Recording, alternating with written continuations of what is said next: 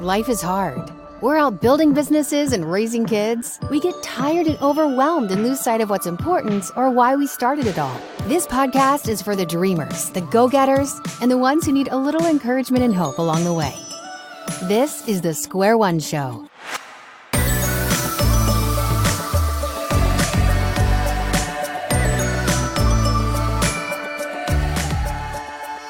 Today's guest is Mike Lenz, a fellow entrepreneur and voice talent who loves helping his clients bring their messages to life. For the past 10 years, he's been working with clients on e-learning projects, corporate and web-based videos, audiobooks, course books, and commercials. During today's interview, you'll hear how Mike went from owning and running a pharmacy to being in politics to jumping right into the voiceover industry. You can find him at MikeLenzVoice.com and MikeLenzVOPodcast.com, where he actually interviewed me on episode 96.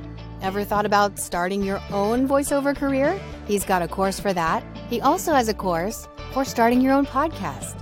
You can find out more about starting your own podcast at PodcastSnap.com. He's got a lot going on, doesn't he? Well, my husband Dave and I got the chance to interview Mike recently. Let's jump into the interview. Well, Mike, we are so excited about having you on the Square One Show today. Thank you for joining us. Yeah, I'm glad to be here. This is awesome. Yeah. So, Mike, I was trying to think back of how we met exactly, and I think it was I found your podcast, listening to your podcast, because I'd just started to get more into voiceover and understand what this industry is. And I remember listening episode after episode, and Tracy Lindley, who's a mutual friend now, was on the show, and I thought I need to reach out to her, and then reached out to you, and just kind of found out that we all have a lot in common, and just kind of started that friendship. Yeah, I know. I think it may have been. I think you and I were connecting because I think we knew that each other had podcasts, and I know it was you listened to my podcast, but then I found out that you had a podcast, and I'm like, okay, we're voice actors. We podcast producers. We've got to connect. So I remember we kind of went back and forth on social media, and then finally got a chance to talk. And yeah, we have a lot of things in common, which is awesome. Yeah, and I think it was a couple years ago that we're like, hey, we need to have you on our podcast. So yes, it's been at least a couple of years we've been talking about this, and I've got to get you on my podcast. Like, we're going to make this happen, and here we are. I know we're a little slow. We are in the country. Yeah. Our journey has taken us to Virginia and back. So, but Mike, we want to hear about you and your story. I'm just going to throw a couple of things out there because just to have our listeners understand that you have not done this. I went to college, I got married, and then I was a pharmacist for 30 years. Yeah. Right. So I know that you were a pharmacist and you're a voiceover actor. You were the mayor of your town. Yes. You have chickens and 3 kids? We have 4 kids. 4 kids, beautiful wife and kids. 4 kids. Yes. So I would love to hear about your story. How did you end up in owning your own pharmacy? And then how did you make that transition into voiceover? Yeah, it's been kind of a crazy journey, and I definitely not a linear one by any means, but that's what life's all about. That's what makes it interesting. But I went to school for pharmacy. My father was a pharmacist, owned a local independent pharmacy. We have a building here in Saratoga Springs downtown, and the pharmacy's been there for decades, and a long time. And so I went to school and took over kind of the family business, and which was fine. I enjoyed doing it. I enjoyed being a small business owner, but I always had all these other interests that were kind of driving me, that I've never been one of those people that could just kind of do one thing at the exclusion of all others. So I kind of have to find myself, wanting to do other things. And one of the things that back when I was much younger was politics. I had this when I was a kid, I just always remembered thinking, I want to be mayor of my hometown. I live in Saratoga Springs, New York. And I don't know where that came from. I have a little bit of some political pedigree, I guess, in my background. Some of my relatives have been in politics, so maybe it was in my blood. But I had this desire to do that at a fairly young age. And so in my very early 30s, made an effort to run for our city council as finance commissioner, and I got elected. And it was fun, exciting time. My wife and I were recently married, and we were kind of out there on the campaign trail. Was fortunate enough to get elected, served for 3 terms as finance commissioner, and then the opportunity came to run for mayor. And I'm like, okay, I think I'm going to do this. And we did it, and we won. And I was one of the youngest mayors ever elected in Saratoga Springs. I was in my late 30s, so still relatively young. And so it was it was an exciting time to be able to do that. And kind of as a quick aside, I was mayor of Saratoga Springs at the time that they opened the Saratoga Springs Resort in Disney World. So some listeners may know of that. Yeah. They patterned it after Saratoga Springs, which is my hometown. They did a nationwide search, chose Saratoga Springs, and I happened to be mayor at the time that they were doing the unveiling, so they flew us down there, and I got to be in the grand opening of this new resort at Disney. Got to be in a parade with Mickey and Minnie. I mean, it was like the whole thing. I got the full effect. The mayor of Saratoga Springs is here. I got the full effect. And what's funny was at the opening, there was a whole bunch of people milling about, and you feel like you're a celebrity. People are looking for want your autograph, and they're like, "So is this your job at Disney? Like you're the mayor of the resort?" And I was like, "Man," I said, "I'll take that gig." I said, "No, I'm actually the mayor of the actual place, up where it snows and where it gets really cold." yeah. So that was exciting, but it was. The flip side of that was it was very stressful. So I was kind of running a city, running our business. Diane and I were having children, building our home, and it was very, very stressful. I didn't realize it until I got out. But so I thought politics was my future. I just thought, hey, I'm just going to take this as far as it will take me. But life has other plans, and I lost my reelection bid. It was a year when there was a huge backlash against my particular political party from the national level all the way down, and everybody in my party literally got thrown out, and I think I lost by like 40 votes, and it was really close, and it was this kind of an upset, and I'm like, but I remember on election night thinking my overwhelming feeling was relief. I was like, okay, I this decision has been made for me. Sometimes we need those decisions made for us. Yes. And I always equate politics to boxing. It's like, these guys that they don't know when to get out. You have to just, they'll keep going until they get beat. And that was that was me. That was me. So I lost the election. And all of a sudden, this kind of creative piece of me, which had always been there, all of a sudden had some time to blossom. So I had free time. And I started to explore voiceover, and actually before voiceover was screenwriting. I was like, I don't know why I always loved movies, and I started looking into screenwriting and took a screenwriting class online, ended up submitting some work, started writing, got picked to be in for the New York State Writers Institute here in New York State, picked 8 people in the state of New York to participate in this amateur writing program, and I was one of those 8 selected. I'm like, wow, I'm loving this. And so I kept going, and I joined this local filmmakers group here in the Albany area. And at one of those meetings, somebody came along at the meeting and was handing out flyers about voiceover training. And I'm like, wait a minute. One of the things that I really missed about politics was using my voice to communicate. I loved speaking to groups, speaking on the radio and television. That was the piece that I missed. I really didn't miss all the other headaches of politics, but I missed that. And I'm like, wait a minute. I can use my voice to communicate. People will pay me to do that, and I don't have to run for re-election. So I'm like, I'm in. And that really began the journey like 12 years ago. That's when it all started. Wow. So do you miss the politics at all? You have any desire ever? I get asked that. And honestly, I can tell you from the day that I lost that election, from election night forward, I haven't missed it. I guess if I hadn't achieved what I wanted to achieve, which was I wanted to be mayor of my hometown, I guess I would probably still have that, because that it was burning in my belly, man. I wanted, I lived and breathed politics for about a decade.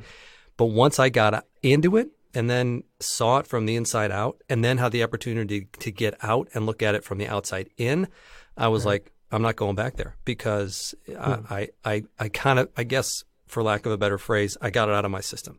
So I've never looked back. And for me, losing was really a blessing as I look back on it, connecting the dots, because it was very stressful. I wasn't eating healthy. I wasn't spending the time with my family that I really wanted to. I wasn't spending time on my business that I should have been. So there was a lot of negative aspects to going down that road.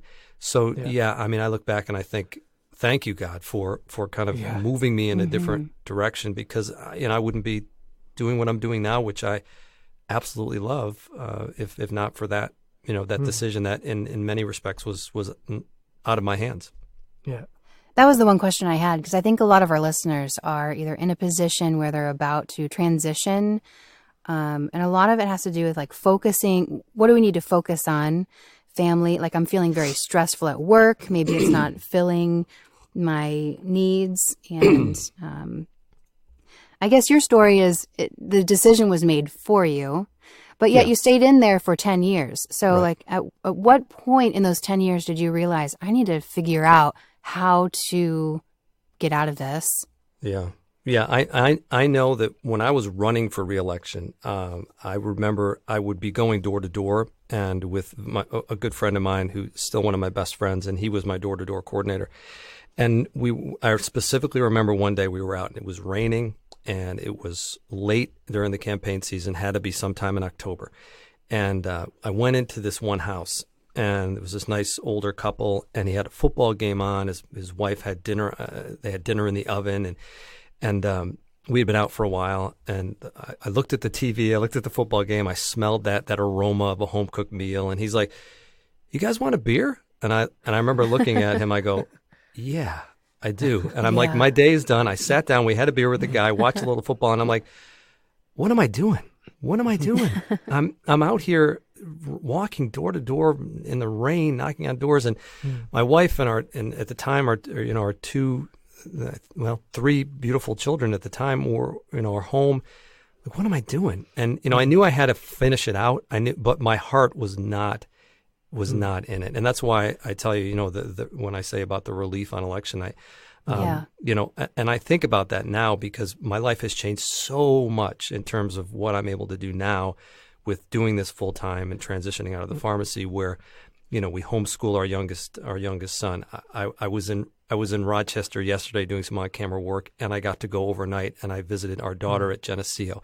And so my life is so family focused, and being able to do what I do now is such a difference from where it was. And so all the people who are in that position where they feel like they're kind of stuck in their job or stuck in the 9 to 5, you have to understand that it is a process. So for me, it was almost a 12-year process after politics to kind of get myself to the position where I am now. And we can kind of talk about that if you want, moving from pharmacy and voiceover. But it doesn't happen overnight, but it doesn't mean that you shouldn't continue to plan for it. Right.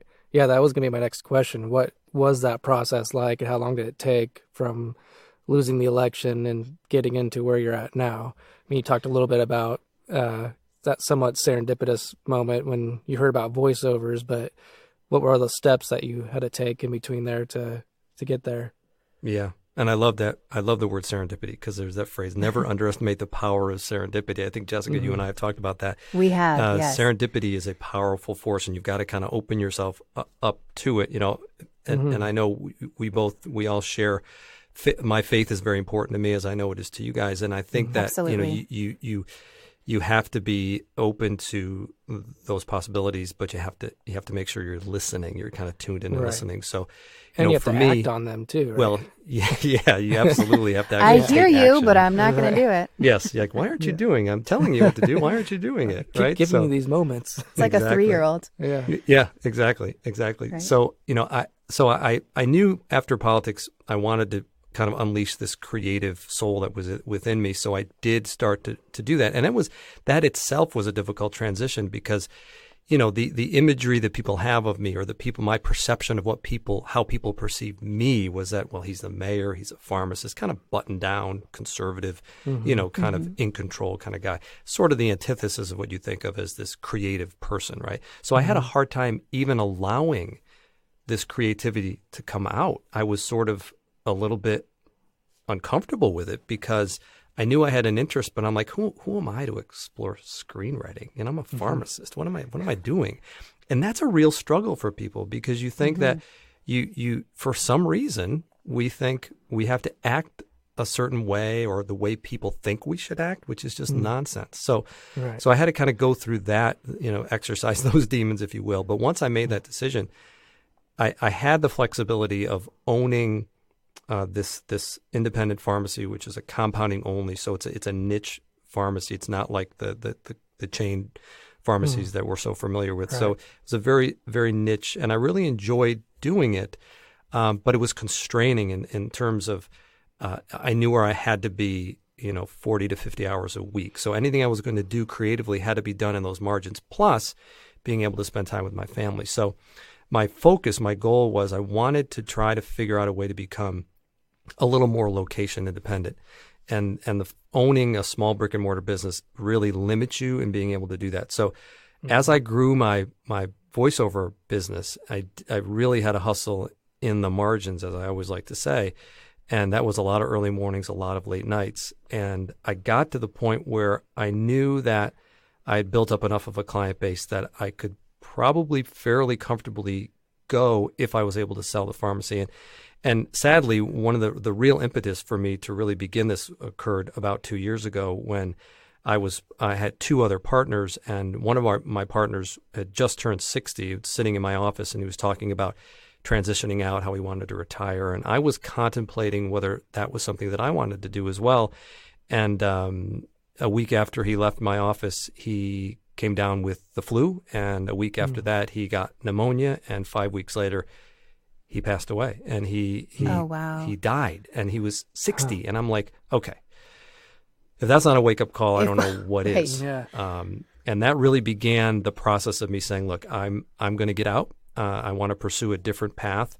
And that got the ball rolling in terms of finding a potential buyer. And we worked through that whole process, took a couple of years. And then ultimately this past March 30th, which was Good Friday, as it turned out, which was pretty cool, we finalized the sale of the pharmacy. And now I'm still the owner of the building. She's a tenant. She's continuing with the business. And yet I know that it's in good hands, and I can go in and say hello anytime I want, but I'm now free to be able to pursue this passion for voice acting and on stage or on camera acting and podcasting full time, which has really been a blessing. And if you told me 10 years ago that this is what I'd be doing, I would have absolutely told you were crazy. Right. But it can happen. Yeah, and that's so cool too, because it sounds like where you're from is a bit of a smaller town, like you said, but you still have all these opportunities that you can do voice acting and on camera acting you're talking about, which I think is probably encouraging for a lot of people who live in smaller towns and think that the only way to get involved is to have to move to New York or to LA. So how have you gotten some of those opportunities? Yeah, and Jessica can absolutely speak to this with me as well. I mean, our industry has changed so dramatically, even in the time that I've been in it. When I was early on in my voiceover career, I remember talking to another voice actor she was very successful locally and regionally. And I remember thinking, when I start making money at this, I think the first thing I'm going to do is I really want to invest in equipment for a home studio. And she's like, oh, no. She goes, I don't even have a home studio. I just go into the studios and record. She goes, that's a waste of money. And I love her. She's a very successful, and I'm sure she probably has a home recording studio now. I'm probably certain of that. But I disagreed with her, and I'm like, no, that's where I'm going to put my initial money back into my business. And I'm glad I did, because we fortunately are in an industry where location is not as important, depending on what you do within the voiceover industry. So certainly if you're animation, if you're video games, you're going to need to be where those studios are out in LA. But for the things that Jessica and I do for e-learning, for corporate video work, and even commercial work, audiobooks, sure, and even commercial work to a certain extent, is all done remotely now. They don't really want you to come into the studio. So we really have a lot of flexibility in terms of our ability to compete for jobs out there in the voiceover world, because so much is done remotely. And certainly, the podcasting, as you both know, is remote, and you can really do that and interview somebody from anywhere in the world. So that's been a big change in the industry, and it's helped people like us to be able to do this, because 15 years ago, you really would have had to have been in a major market or close enough that you could get to it in order to have success, I think. Right. Yeah. So how have you managed change in your life? I know you mentioned this lady, one of your guests, said, "Oh, no, that's not how we do things," you know? And I hear that over and over and over, not just in the voiceover industry, but a lot of different industries. You know, I kind of got into the photography industry as it was changing. And if I would have talked to someone, "Oh, no, you need this camera. You need to do this. You need to get this degree. You need to do that," I never would have stepped into doing wedding photography. And that never would have led to, you know, starting my own business. So how do you know when to say, that's old, that's passing, I need to forge a new path? You know, how have you been able to forge a new path? Yeah, and I forged a few of them. So, I mean, yes, it definitely, you have. yeah, it definitely, I mean, I think you have to have a certain level of curiosity. You know, you've always got to want to learn and get better at what you do. Excuse me. You have to, there has to be something inside of you that says, I really want to do this. And you know, you've heard that phrase, you know, I need to fail forward, right? You got to fail forward. You've got to be willing to fail. You've got to be willing to put it out there. And in so many of my experiences in life, whether it was, you know, political or business, or now in voice acting and podcasting, is not being afraid to fail. I remember, and I love my father, and it was great advice from a father to his son, but I remember as a 30-year-old man coming to him in the pharmacy going, I think I'm going to run for finance commissioner on the city council. And I'd been involved politically within the party, but I'd never run for office before or held office. And he's like, okay. And he's like, are you prepared to lose? And he didn't say that thinking I wouldn't win. He's like, I will support you, but are you prepared to lose? And I'm like, yeah, I'll be okay if I lose, but I'm going to give it my best shot. I plan on winning, but I'm okay if I lose. And I think that you have to not be afraid to lose. You know, you've got to be willing to put it out there and not necessarily subscribe to conventional wisdom. Another very good friend of mine, Evan Farmer, who was a guest on my podcast and whose audiobook I was fortunate enough to narrate, you know, had said that when he first got involved in acting down in New York, he listened to everybody and found out how everybody was doing it. And I remember thinking to himself, well, everybody's doing it that way. Then maybe if I do it a little bit different, then people might notice me. So he really was astute enough to say, I'm not going to do it exactly the same way that everybody says you're supposed to, that there might be a better way. I mean, that's what progress is all about, right? Any progress we've ever had anywhere in our world has occurred because somebody said, maybe I could do it a little bit different. And that made all the difference in the world. So, you know, your example, Jessica, of the photography and my example of the studio, sometimes you just have to kind of think for yourself. And, you know, you have to understand that your idea might work really well for you. And one of your guests on one of your previous podcasts was talking about, you know, when he hears that somebody paid a lot of money to get an MBA, his first thought is, well, that was stupid. Like, what did you do that for? You know, he kind of looks at it as a negative because, you know, you got to get out there and do it. So the biggest advantage that I think I've ever had is that I haven't been afraid to try, whether it was writing a book, whether it was starting a podcast, whether it was venturing into screenwriting, whether it was venturing into voice acting, whether it was running for office. I wasn't afraid to try. And I think sometimes that's half the battle because a lot of people just aren't even willing to pick up and start. Yeah, I think that's the biggest part of the battle. And we talk about this all the time, how fear is one of the biggest limiters of people's potential because they don't even want to try, like you were saying. And you're talking about not being afraid, but I wonder too, like, was there really no fear, or is it just that you were willing to step into that fear even despite the fear? Oh, no, I've never been afraid of anything. Well,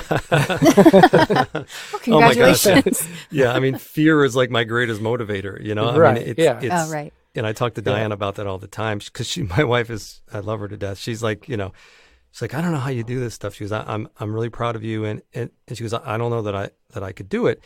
And I think that, yeah, I mean, fear is always there. Right. Fear is always there. But for me, sometimes if I'm uncomfortable, if I'm afraid of something, it almost makes me want to do it more. If that's kind of weird, but it's like challenge accepted. Yeah, it's almost like you're on the right path. You're doing the right thing. Yeah, absolutely. Yeah. And that's interesting.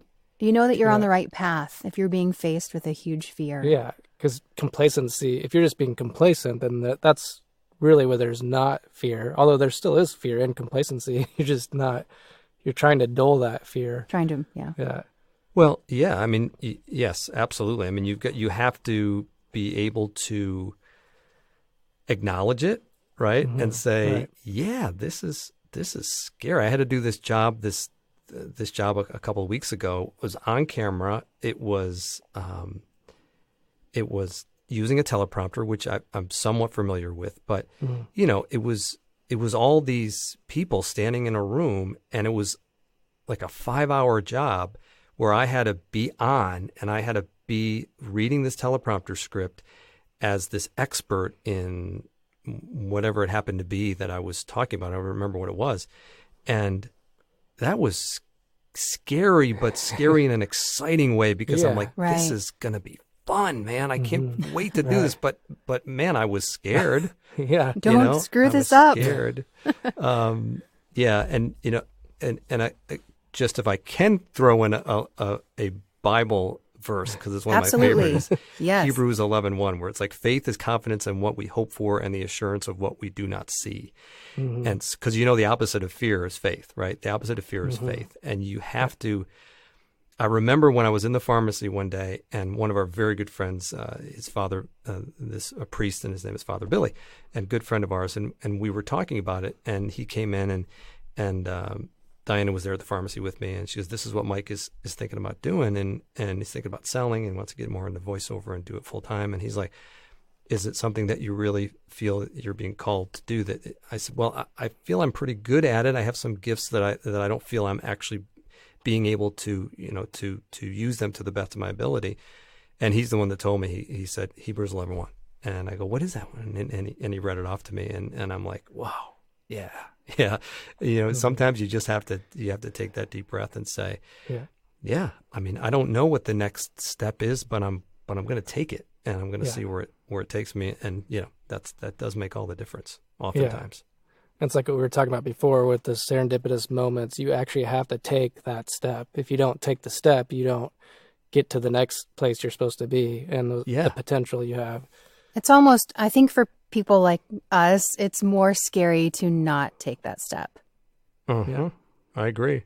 Yeah. Sitting still, complacency, as you said, is, it's not a comfortable place for entrepreneurs, for people that are maybe a little more creative. And I think everybody has creativity in them. I don't think that. I believe so too. Everybody's got it in there. It's somewhere down deep inside. But, there's that movie, I think Indiana Jones, where he's kind of at the edge of he's in this cavern, and he's at the edge, and he has to get across, and it looks like there's no way across, right? And he takes the first step, and all of a sudden, once he takes the step, his perspective changes just slightly, and he can see the path.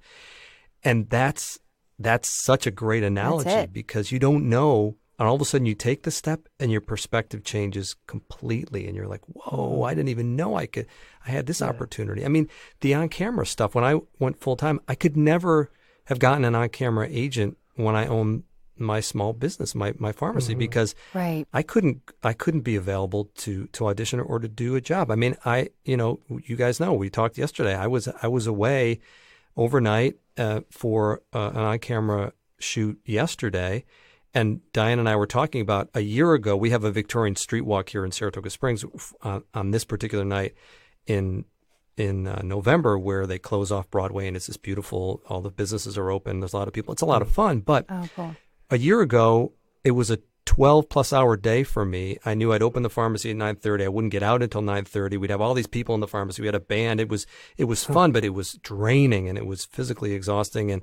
And I was thinking, what a difference a year ago. That's what I was doing, and now a year later, here I am, at an overnight in Rochester doing an on-camera shoot. So it everything, once you start to move, it opens up all these other possibilities for you, but you got to move. Yep. You got to move. Right. It's that momentum. It's the kinetic energy. Yeah. Yeah. Yeah. Things at rest stay at rest. Things at motion. Yeah. And you may get this all the time, and I get this from a lot of people from the podcast, is that, they sort of feel trapped, right? They feel like, oh, I'm stuck in my 9 to 5. I don't know if I can do this. But, you coming from me, and I'm not saying this to brag on myself. I'm just saying it because if I can do it, you can. Because, if I was able to do literally owning a business that I was putting 60 plus hours a week into and grow my business on the side, that you've got to do what you can with the time that you're given. And you have to understand that if you really want to make that shift to a different path, it's not always as simple as I'm just going to quit my job and I'm going to throw caution to the wind and go. Right. But the flip side of that is that there's always a way. There's always a way to figure out how to do it, even if it has to be done in the margins, and build it up to the point where you can begin to make that shift. Right. So, Mike, can you talk just real quick about your podcast and just give us a little bit of information about that, why you started it and what it's all about? Yeah. The whole podcasting piece has been so much fun. And it really came from early on when I started 12 years ago. I started to blog about it because that's when kind of blogging was all the rage. And I'm like, I want to document my journey because I was having a kind of a hard time figuring out what to do next after I got trained and got my demos. And I heard all these, war stories from people saying, yeah, I got a demo. I passed it around a few times and nobody bit. So I just, they're collecting dust in my garage. And I'm like, I don't want that to happen to me. So I'm going to figure this out and I'm going to document it because then maybe it'll help people along the way. And I did that. And then that evolved into just a very small ebook that I wrote about my journey. And then another VO friend locally here said, you should do a podcast. And I knew nothing about podcasting. And I'm like, well, that's a challenge. And so I put, I marked the calendar June 1st, 2015, I think, and it was like February. I'm like, okay, I'm going to launch on June 1st. And I just had to figure it out. I just literally had to figure it out from the ground up. And as I'm sure you guys did as well, you just have to figure out how to do it. And so I educated myself and went through the whole process of getting the podcast up and running, and was fortunate enough to have some wonderful guests who were willing to come on with, having a podcast that had no track record at all. And I wanted it to be interview based because I wanted it to be about people's journey and into the voiceover world. And so it would help people. And that started, like I said, about 3 years ago. And I think we're up to episode 96 now. So we're fast approaching our 100th episode. Congratulations. And it's been an absolute joy because every time I sit down with somebody, it's like a master class for me. And I'm just so excited to learn from them. So I know my listeners are as well.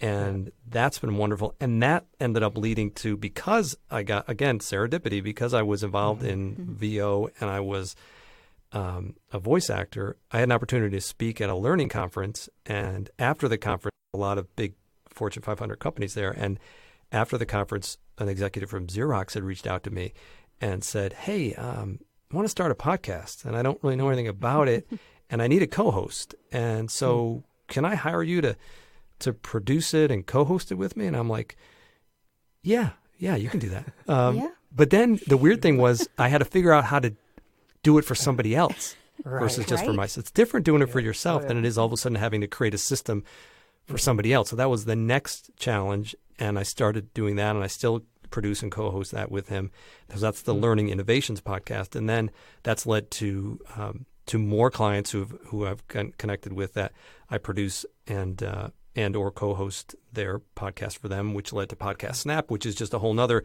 piece of what I do in this new world. That is Mike Lenz. Well, explain that really quick. Podcast Snap is for people who...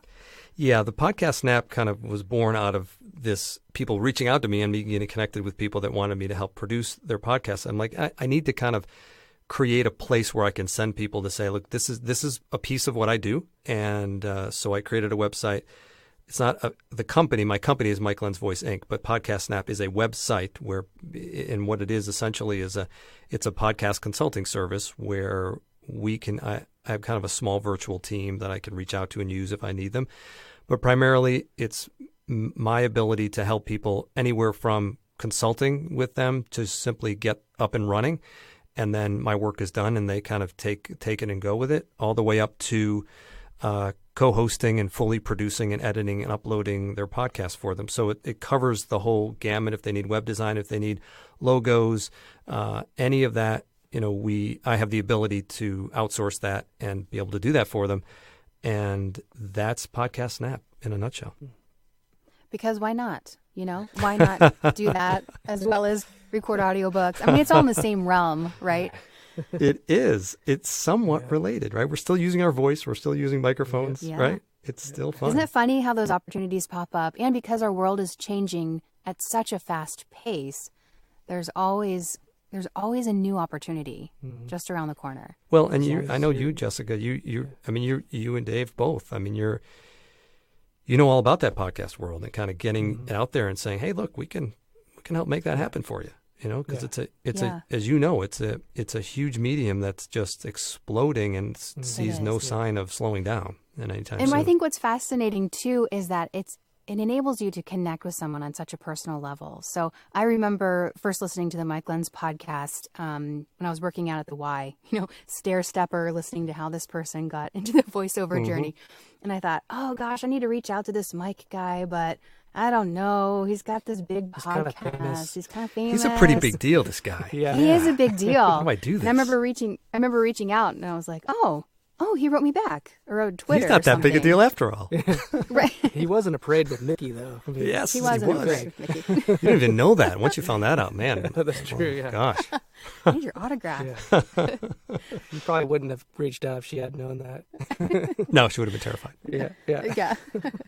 But I just think it's such an interesting medium, and you really get to connect with people on a very personal level, and your stories intertwine, and it's just fascinating. And so, Mike, I really, really appreciate you taking your time today and just hopping on the computer with us. I guess it's not phone.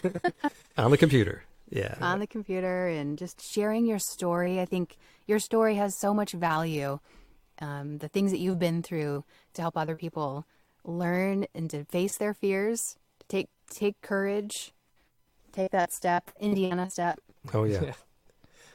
Yeah, it's Indiana Jones. Yeah. Indiana Jones. And it's really been a joy. Right. Yeah. Yes, it's been absolutely a joy. The process has been fun. The journey has been so much fun. I think the most rewarding piece of it is being able to do that, being able to communicate with other people. And I get emails a lot. I get people reaching out on social media, people that respond to the podcast, because my good friend Brent Allen Hagel, he's a great promo guy, and he gives back all the time. He's always doing these different different events where he has people bringing them into the promo world, and that's so much fun because you guys know this is a fun industry, and I know we know what it's like to be starting out and not having a clue where to start. And it's nice to be able to, at least in some small way, be able to help people kind of along in their journey. And that's really what it's all about. Yeah. Awesome. So Mike, when you end your podcast, what's the very last question you ask? Yeah, I always ask for that golden nugget, that one piece of advice you'd give to an aspiring voice actor. Yeah. So now it's your turn. What is your golden nugget? Not necessarily for an aspiring voice actor, but for someone who aspires to get unstuck. Take that next step in there, the Indiana step. Yeah. I mean, I would say that it would be what we already talked about in terms of never underestimate the power of serendipity. I believe that to my core, that when you get, if you think of the analogy of you're getting in a boat on one side of the lake or the ocean or whatever, and you need to get across, and you think, I want to go there. That's where I want to go. And you get in the boat, and then the wind starts to pick up or the current starts to go, and you start tacking and you're changing your sail, and you're like, no, I got to get over here. No, one of the best pieces of advice that I ever got was just get in the boat. That's what you got to do. Get in the boat. And if the current takes you somewhere, go. And when I first started, this person who was already kind of ahead of me in a consulting business, he said the advice he was given was, for the first month or so, don't say no to anything. Don't say no. Just see where you go and see where it takes you. So, Steve Jobs said you can't connect the dots going forward. You can only connect them going backward, and I believe that as well. So never underestimate the power of serendipity. Take that first step in faith and see where it leads you. Amazing. Thanks, Mike. Can you leave your contact information if anybody wants to get a hold of you or listen to your podcast? Where can we find you? Yeah, the best way to find out all things Mike Lenz is MikeLenzVoice.com. So it's MikeLenz voice.com. You can get connected to my podcast, to my website, obviously, and all the other things that I'm doing. That's the best place to find me. Awesome. Thanks, Mike. Thanks again. Yeah, you bet. My pleasure. Hey, thanks again for joining us on the Square One Show. We hope you found this conversation helpful and encouraging. We like to stay in touch with our friends, so head over to squareoneshow.com, enter your email address, and we'll let you know when the next episode releases. Until next time, this is Dave and Jessica Lewis. Have a beautiful week.